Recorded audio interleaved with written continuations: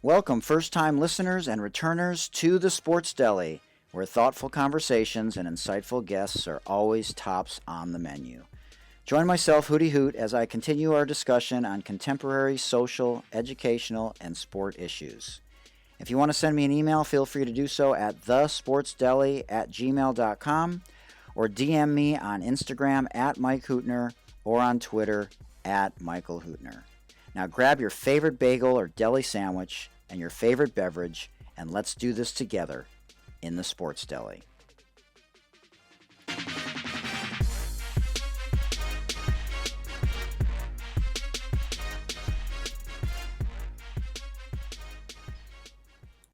We are now joined by Tziarra King. Currently, she is number 3 for the Utah Royals Football Club. She was drafted number 8 overall. This past season, she scored her first goal in her first game to tie the game and give her team a tie in that contest. She was an All-American at North Carolina State. Go Pack! And she is kind enough to join us the day before one of the most historic, if not the most historic election in the history of our country. And we want to give a shout out to Aislinn Koenig, her good buddy from NC State, who put us in contact with you. Or I can't tell you how excited I am to talk to you. I know you don't know much about me, but we're in alignment in a lot of ways. And this podcast started out just talking about sports, and it's turned into a lot of social injustice and obviously talking about the pandemic and this historic election and your grandmother, who was a big influence in your life, and talk a little bit about what she's overcome and why she's such a big influence and such an inspiration in your life. Okay. So my grandma, she is a breast cancer survivor. So she's Wow. 7 years breast cancer free. Mm. That is my girl. It's my mom's mom. And we just chat. Like she's great. She's funny. And I see a lot of, my personality traits from her, and her strength and just her sass, and love her a lot. So yeah, absolutely. Was she an athlete? No, not particularly. Nope. Oh. So I'm from Sicklerville, New Jersey. Oh, okay. And how was it growing up there? It was, I liked it a lot. Where we lived was probably one of the more diverse parts of South Jersey, because there are definitely some pockets that are pretty not diverse. Right. And so, I think that definitely helped to shape kind of my outlook on things in a different way, and to also be playing a sport like soccer, I experienced a lot of different people, and so I think that helped me to kind of form this, more people centric, you could say, I guess, view of, of the world. So Definitely. But you've um, done some amazing things recently, and I was reading something about a tough time you had in middle school when it came to your hair. right. And talk a little bit about that, because we're living in a time now where mental health is in the forefront more than it ever used to be. Uh, Leveraging your platform, and not just for Black Lives Matter, but for young girls, equality, the LGBTQ community. There's Right. a lot of things where back then, even in your generation, it wasn't always that easy to deal with bullying or people Right. making fun of you and stuff like that. So talk to all the girls out there, that I know you're inspiring so many of all walks of life about what you went through in middle school. We hope you're enjoying your favorite sandwich or bagel and your beverage in the Sports Deli. We are joined by Tziarra King, professional women's soccer player for the Utah Royals Football Club. She played her collegiate career at North Carolina State University in the Atlantic Coast Conference. She has over 50,000 followers on Instagram. You can find her on Instagram at Tziarra King. That's Tziarraking. The T is silent, at Tziarra King, and on Twitter at Tziarra. Now back to the interview with women's professional soccer player for the Utah Royals Football Club, Tziarra King, in the Sports Deli. Yeah, definitely. So my hair texture is very like kinky, like very much like the opposite of all of the beauty standards that are set for girls, you know, that straight hair, the ponytail, the long length. And so you know, growing up I always, you know, and I kind of touched on this in my article, I always wanted to, you know, fit into that beauty standard, the straight hair. And in the process I damaged my hair in a lot of different ways. And you know, growing up and realizing and seeing so many you know, amazing Black women just embracing their natural hair texture and the pattern, and has been really inspiring. And so, you know, I've, you know, transitioned to my own, you know, natural hair journey. And right now I'm growing it out actually, which is kind of why I have it wrapped up, Wow. because it's, I haven't gotten a cut in a while, and I love a fresh haircut. So I'm like trying to find ways to, like, you know, make it work. But yeah, no, and I think, you know, what you were saying about there just weren't, you know, I guess I didn't have those role models to look at and say like, she's rocking this natural style and she looks beautiful. And Yeah, and as an African American woman, the hairstyles, I would say, I'm not necessarily as educated as maybe I should be, but I'm from Detroit, and mhm, that's just not something that I remember being something that was talked about or even right. made fun of. You know, but there's so many different ways that are accentuated now to put your hair as Absolutely. a as an African American woman, as a Black woman. Absolutely. And I Yeah, think that, you know, a lot of the reasons why, you know, Black women had to conform into this idea of, you know, the straight hair and making it neat and conforming to the societal pressures because of, you know, racist systems that, you know, made it, um, for example, work policies like your hair is not professional, even though it's literally styled in the way that it comes out of my head. Like, how is that not professional? And right. so, you know, it kind of comes back down to these conversations about, you know, systemic racism and how systems make it, you know, hard for the Black community. And so I think that that is a huge part of it. But yeah. So you found yourself having to assimilate and acculturate into the mainstream of society when you were growing up, or did you so you cut your hair all the way off, right? It was short. Yeah. Yeah, so you Yeah. cut it all the way off, Right. and then so the reaction to that was Yeah. So I don't know if assimilate is really, I don't know if that's really a, I think it was just more like, I mean, I guess you could kind of say, I guess, yeah, kind of wanting to conform to, you know, the pressure of what women, you know, face every day, you know, like yeah, this is, you see this in the magazine, you see this on TV, you see this on, it's like subliminal messaging of like, this right. is beauty. And so, Microaggressions. yeah, exactly. And so growing up, yeah, I cut it off for the first time in middle school, and I had like a little fro. And looking back at the pictures, that's so cringe. Oh my gosh. Oh but my um, god. but no, I mean, I think that, you know, I did it for a good reason, and I did it for, you know, and I don't know if then I really had fully understood why I needed to do that. But like I said, as I grew up, I understood that like I'm beautiful in, you know, every form that I come in, and especially my natural state, which is, you know, something that I can't change, and so why change it? So Well, that's yeah. I was going to say fast forward, and now that's something that your support system in every walk of life that you came across supported you, and that's the reason why you you know, a lot of people say things that are either politically correct or just say things because that's what they think other people want to hear. But the thing that I realized when researching you is, you know, you just have a beautiful way about you, the way that thank you have evolved and used your platform to say the things that you say. And I'm going to quote you in a little while with some of the things that you've shared with the world. You were featured on Instagram to 370 you. Right. million people, which you know, gave you a huge boost with your followers. You were around Mhm. 30,000 and it jumped 20,000, you know, just like that, which couldn't happen to a Right. better person, more deserving person. So you played two sports in high school, Hmm. and you ran track. And as a junior, you were all state in the 4x4, Hmm. um, and then you weren't really necessarily highly recruited. And Right. what did Tim see in you at NC State and talk about that journey when he came into your home. I coached college basketball for a long time. I know how I approach families when I went into homes to recruit kids. But how was that process for you? Who did it come down to besides them? Because Carolina obviously has won 21 national championships. They're 30 minutes down the road. Oh, for those of you who can't see, she just cringed.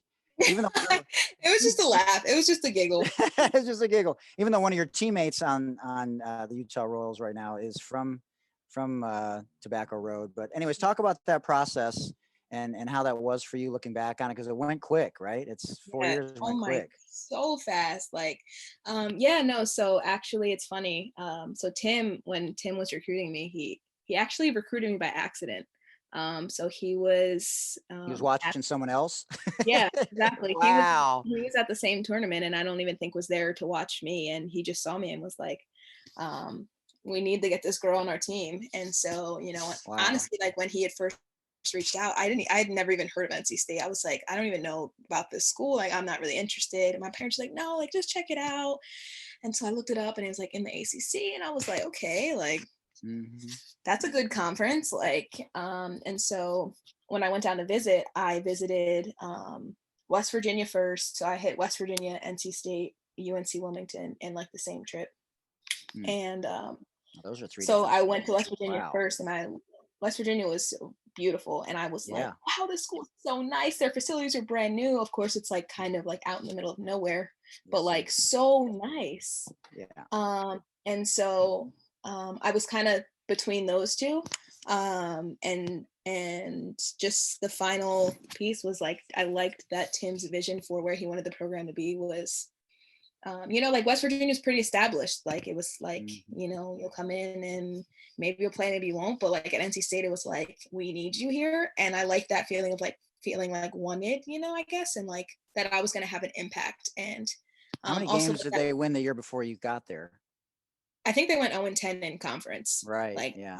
so it was like a rough ride prior to like, our class coming in and the class before us. And so, yeah, so just, where Tim wanted the program to go, I was sold in, I was bought in.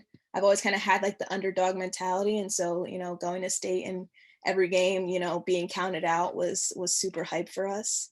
But yeah, no, I loved NC State. I love Raleigh. And that's I can't amazing too. really, Yeah. Oh, yeah, it's amazing. I haven't been on your campus, but I've been on Duke's and North Carolina's because I was just in that area. One of my former players played at Presbyterian, and she was just happened to be playing at Carolina, so I happened to visit both those schools. But because Tim got there in 2012, I think, right? And so this is a pressure year. You come in, there's a lot of pressure to win if he doesn't get it done pretty quickly. And yeah, so yeah, talk about. I mean, talk about the evolution of the program. I mean, I know, but tell everyone like how far the program went in the NCAA tournament, and yeah, just an amazing story. definitely. So I think, yeah, I think we're his second recruiting class, but his third Hmm. year. Right. And so there was 11 of us in our class. So we were like pretty much half Wow. the team. I know it was a big class. So we didn't really know any different. Like they were like, yeah, like NC State's a losing program. We were like, says who? Like we're half the team. We just got here. We don't know. That's Like right. we don't have anything to lose. We go out there and we play hard every game. And so I think, that first season, like we were like getting wins and it was looking good. And then first ACC game, we have Carolina at Carolina. Yep. So it's like, here's the test. Like you want a test, here's the test. And Yep. we ended up pulling out the 1-0 victory at Crazy. Carolina, like the first time beating them on their field in like however long. I don't even know if it might have even been the first time. And so Unreal. that's what kind of when we were like, hold up, we got something going on here. Let's go. And so yeah, for 4 years there, we made the NCAA tournament every year. Made it to the Sweet 16 three. I don't even remember. I think it might have been 3-2, something like that.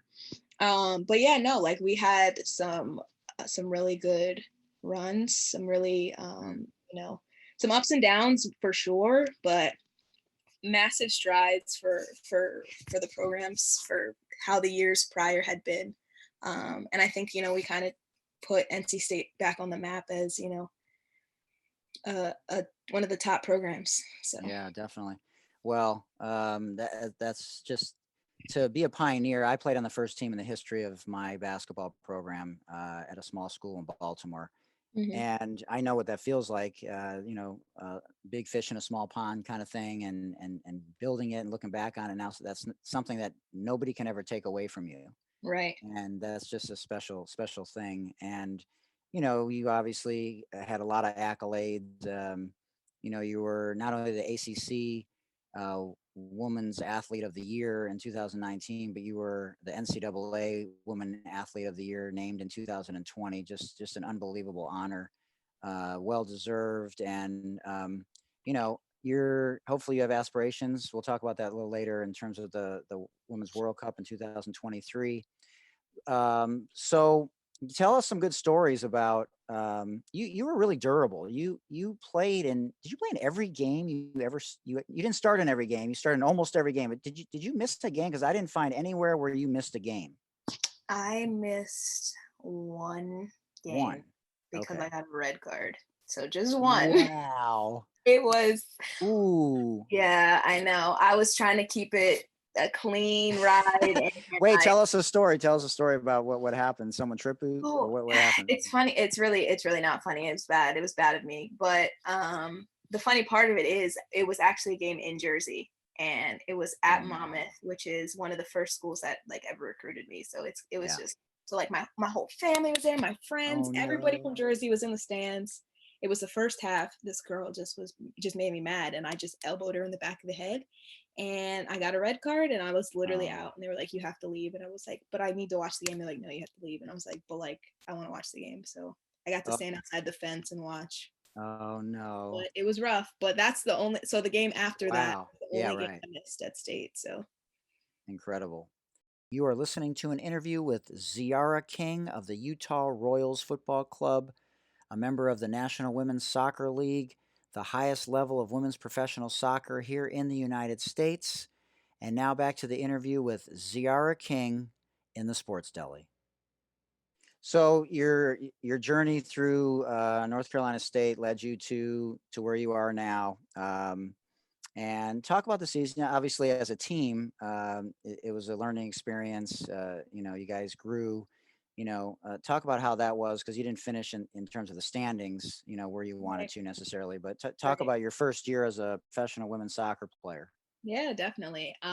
It was a weird year. I mean, coming in, the draft and everything, like you're excited, and then Corona hits, and it's just like you don't even know, like, what is the league gonna even play? Like, am I gonna get a contract? Like, it was so many things up in the air. I don't know. It was good. Like, I have amazing teammates. I like couldn't ask for a better group.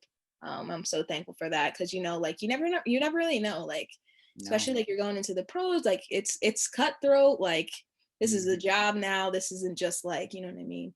And so I am so thankful that the group that we had is so welcoming and so just like willing to help grow and help you learn. And I think that, we definitely, like you said, didn't finish where we would have liked to, but I think that, in the coming years that we will definitely progress to a place where, we're happy with, putting it all together.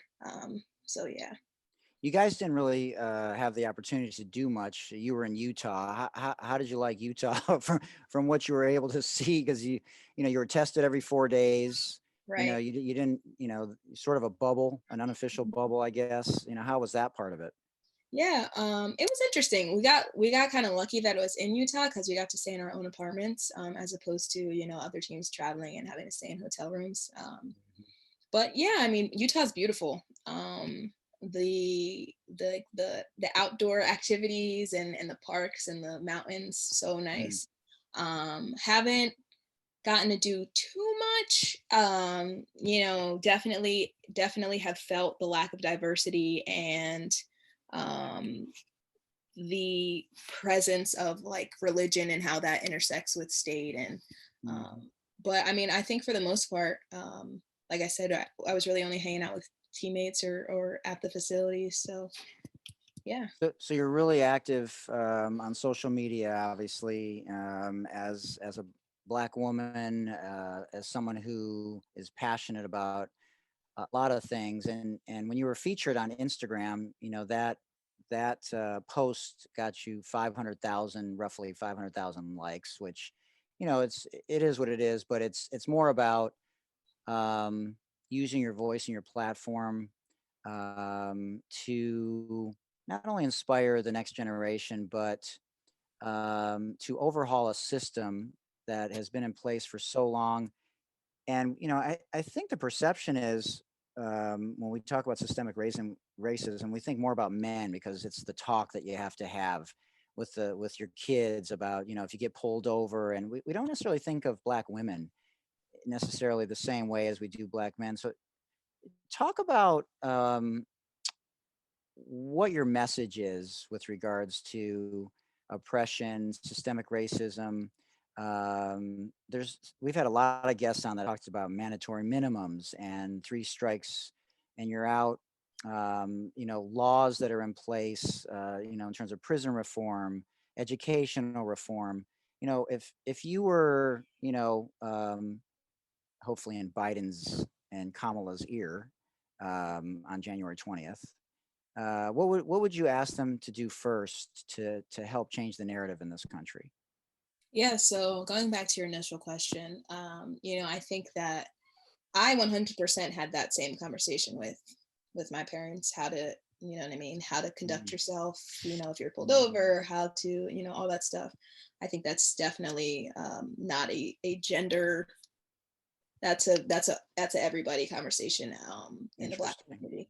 And so I don't disagree with you in terms of how Black women are, I guess, how they factor into this Black Lives Matter equation. I think that there definitely are times when Black women are overlooked. And, we kind of saw that in the midst of the Breonna Taylor, George Floyd incidents where, Breonna Taylor just wasn't getting the same, kind of outrage and the same, Mhm, um, I guess, publicity in the mhm. tragedy as George Floyd kind of did. And I think that, Black women kind of get overlooked in a lot of different ways, in a lot of different fields, in a lot of different situations. But I think that, we see that Black women are, pioneers in so many different things. Just just the way they love, the way they, fight, the way they just everything about Black women. We just it's just Black girl magic. I don't even know how to like when you just describe it like that, I guess. And so I think that this year kind of allowed for people to see the importance of Black women um, and just how we factor into this movement and how we are unwavering in our battles. And yeah, so going to Yeah. your next question about Biden. Mhm. Well, let's get through this week Right. because I just I don't want to talk about hypotheticals because there's going to be a whole lot to unpack after this week. So Yeah, there is. You wrote in one of the things that you said, you don't speak on behalf of the entire population of Black female athletes. You may share different experiences, but we're all unique in our stories, and you want people to listen to the stories of all Black women and not right, to generalize. And the more voices that are heard, the better. It reminds me. I watched, I don't know if you saw this, Race and Sports in America on the Golf Channel with Charles Barkley and Ozzie Smith and um, um, Steph Curry. And it was interesting. And I watched their body language. And, you're a professional athlete. You can relate to this. Um, People want to be remembered for certain things. And the thing that really hit home with me was how Steph Curry, um, just his body language spoke about how he wants to be remembered besides being the best shooter in the history of the NBA. And so obviously you want to have a great career. You may want to, try out for the 2023 World Cup, but I know from what I can read about you and watched about you and listened about you that this goes way beyond soccer right, for you. absolutely. I think that soccer is a big part of my life, and It has been, and it probably always will be. But I think that, like you were saying, I think that soccer is not my end all be all. I think that, there's a bigger purpose for me, and I don't know if I know what that is yet. I'm sure all I know is that it's absolutely rooted in, helping people and helping the community and just equality for all. And um, I don't know what exactly it is that I'll be doing in terms of that, but I agree that there is something bigger than soccer for me, and I think that soccer is, definitely that avenue, that platform for me to get to where I'm supposed to be going. So yeah, I don't know. I don't know what the big picture is, but stay tuned. Yes, well, we want to make sure we have an exclusive in the Sports Deli. You come get that karma if you ever run for president of the United States. Oh, I don't know about that. I don't think that's my higher calling. You don't know. That's what a lot of them have said. Your life is what happens to you when you're busy making other plans. So you never Yeah, know. But you would be remarkable in that role, I think, if you ever decide to go down that thank political you. path. You're listening to an interview with professional women's soccer player Tziarra King, who was quoted recently as saying, "For me, being a black woman and playing soccer means being in spaces where most people don't look like you or necessarily relate to your experiences. But it also means breaking down barriers and inspiring a younger generation of black girls to chase their dreams. I fight for a little girl who looks like me, thinks like me, and will experience similar things that I have. I fight to let them know that they belong in whatever space they desire to be in. It can be exhausting, especially right now, trying to get people to understand your perspective regardless. I wouldn't change who I am for anything in this world. I love being a black woman." Now back to the interview with professional women's soccer player Tziarra King of the Utah Royals Football Club in the Sports Deli. So you're a fan of the National Women's Hockey League's Metropolitan Riveters, but you had a Yes. concern, Right. and it dealt with an image, and you talked about Soroya Tinker. Hmm. So tell everyone a little bit about that league, because Yeah. I know a lot of people don't know about women's professional hockey. I grew up in Detroit, so I'm from Hockey Town, so I know all about Right. hockey, and I think it's amazing that it's happening. But talk about that and how that ties into your message about how important that we thoughtfully dialogue and educate so that people can be a part of changing the narrative, which is mainly a white issue from my perspective. This is Yeah. this is definitely a white issue, a white male issue. Right. So interestingly enough, I've never really been like a big hockey kind of person. So I'm just a big like support women in sports. Mhm. Like, and so I had just bought a WNBA shirt. I was hype, put on Twitter, and I was like, all right, like my next shirt is gonna be an NWHL shirt. And so I went on the website and I was like, this selection is Mm-mm. it was literally one shirt for like each team, and it was a girl with a ponytail and just like a helmet. And I was like, I don't know if I can wear like I don't feel comfortable wearing that across my chest. Like that doesn't represent me in any way. And so I brought it to Twitter and Stereotypical white yeah, girl ponytail. yeah, yeah. Got you. Okay. Right. Just like straight hair, just Hmm. like, and I was like, I don't think that's it. And so I brought it to Twitter and I tagged them and I said, look, like I really would love to support your league and buy a shirt, but I just don't feel like this is inclusive of not only like the players in your league, but the fans and the young girls who would eventually aspire to, be in your league. And so they were super responsive. They were like, we are going to work on it. And to your point, I think a lot of where these kind of things stem from is a lack of diversity in the boardroom or a lack of diversity in the upper management and Totally.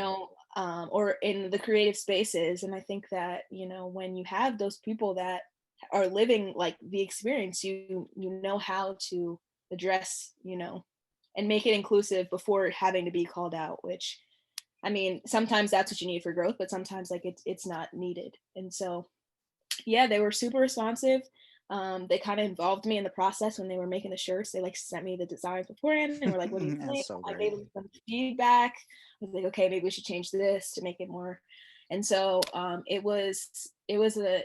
I'm thankful that they took the time to realize that representation is important. Representation is so important, and I one of the coolest things I heard. I don't know exactly where it's from, but it's if she can see it, she can be it. And like it's so true. Like if I see, a black woman as the vice president, if I see a black woman as, a vice or the GM of a company, or you know what I mean? Like it's like wow, like why can't I be Right. that? And It should yeah, be every month and not just in February also. yeah. Definitely. So talk about your involvement recently with Goal 5 also. Yeah, You have a new absolutely. affiliation with them. Yeah, so Goal 5, so Lindsay, that works at Goal 5, she had reached out to me at the draft actually. She gave me a shirt. She was like, "Yeah, like, would love for you to check out our company." And she'd been in touch, throughout this whole year, basically just saying like, "We love what you're doing. We would love to have you on our team." Like was very like consistently reaching out, and I really appreciate that. And when the opportunity presented itself for me to, become like an ambassador, I was super on board. Their whole message is about, equality for women in sport. And I think that very much aligns with, everything that I do. And so Totally. I like that, they're a smaller company, very personal, very mission driven, and I was super excited, and I'm very excited to see, the things that we can accomplish together. So For those of you that are looking to purchase some of the new gear from the National Women's Hockey League, you can go to shop.nwhl.zone, or you can go to the letter T, the number 6, fanware, t6fanware.com, or bostonpridehockey.com. If you want to check out what Tziarra was just sharing with us, you can go to Instagram at Goal5, that's GOALFIVE, at Goal5. And on their Instagram page, it says, "We're the soccer brand for her, pushing forward for equal pay." Now back to the interview and the final segment, including the very famous Sports Deli This or That segment of the podcast with Tziarra King, women's professional soccer player for the Utah Royals Football Club. And so we got this is our election podcast. We got probably a historic number of people voting.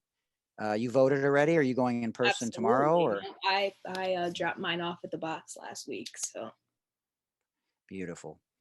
Okay, let's finish up with we got a final segment which is called This or That. And so give us quick answers. Okay, here we go. okay, Disney or superheroes? Disney, Ratatouille or Beauty and the Beast? Ratatouille. Wow, you've answered that quickly. Now, I do want to ask you real quick. We lost Ruth Bader Ginsburg, the notorious RBG, and Right. Kobe, Chadwick Boseman. How did that affect you? This whole year has been craziness. Craziness. I an absolute emotional roller coaster in so many ways. Yeah, This year, also, our athletic trainer from state passed that's away. right. So a Yes. lot of just sadness. And so I think that I don't know. Like I guess you think you're gonna start a new decade, and you're like, yeah, like it's gonna be a good one, and then everything hits the fan, and you're like, okay. So I mean, I just every day, just take it every day, day by day. So we Yeah. just move Well, along. I think you're processing things wonderfully, and we got a few more questions, and then we'll leave the platform to you before we let you go to dinner. Okay. Storm from X-Men or Wonder Woman? Wonder Woman. Oh, dang. Justin Bieber or Maroon 5? Maroon 5. She made she cringed. That was a tough call for her. Katy Perry or Taylor Swift? Katy Perry. Okay. Netflix, Hulu, or Amazon Prime? Netflix. Trash talker or silent assassin? Depends on my mood. Both. There we go. Mia Hamm or Abby Wambach? Mia Hamm. Hope Solo or Brianna Scurry? Brianna Scurry. Yeah, two great goalies. Absolutely. Yeah. Pele or Messi?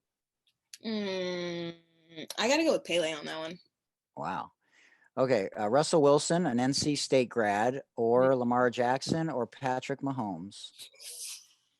Oh, all of the above. We got to support all Black men. All of them. Right. I agree. Okay, now this is new. You're only the second person to answer this question. These are heteronyms, words that are spelled the same but have different sounds and meanings. Okay, here we go. Attribute or attribute? Attribute? Content or content? Content. Minute or minute? Minute. All right. Candy or popcorn when watching a movie? Popcorn. With butter? Absolutely. Okay. Direct kick or corner kick? Direct. Interesting. You've had some good headers from corner kicks, though. Yeah, this is my first 2 header goals of my life. So, is heading not allowed at in the NCAA? It is. It is. It allowed. is. Oh, it is allowed. I just have never been good at it. So. All right. Favorite cartoon growing up? SpongeBob. I was going to say SpongeBob too. Okay. I just want to finish on this point. Sue Bird, there was a statistic that went up that she made only 11,000 with her winning the WNBA championship, her winning paycheck, and Right. LeBron won, about 97% more than her. And women's soccer has bridged that gap pretty well. You guys negotiated some good contracts with the World Cup, but what about? But it's not where it needs to be. Yeah, no. Oh, but over a billion people watched the 2019 World Cup, the Women's World Cup. And so people do like women's sports. Yeah. It's not a matter of gender necessarily. It just has to be marketed. Absolutely. And I think that it's this idea that women's sports is like, we have to sell sex and we have to sell, just sell the sport. Just let us play, let the talent speak for itself. And I think that so many people have this stereotype in their head about, women athletes and women's sports aren't as good. And just sit down and watch it and give us the platform and let people see it and understand that there is so much talent in women's sports. And so I think, hopefully over the years, it'll just continue to grow and people will really start to realize, with the statistic with the NWSL, 500% increase in viewership. Yes. When you put it on, people watch it. People will become fans. It's no different than, you put on a league or a team or a game that you've never seen before. And you start to learn the names, you start to grow with the game. And so I think that the same thing will happen with women's sports. And so I'm excited to see how it goes. Well, you're a beautiful spirit. We love sharing space with you. And you. I'm doing everything I can to pay it forward. And thanks for honoring us with your time. And can't wait to hear how dinner went. I'll make sure I follow up with you and put it in there about dinner. Happy birthday too.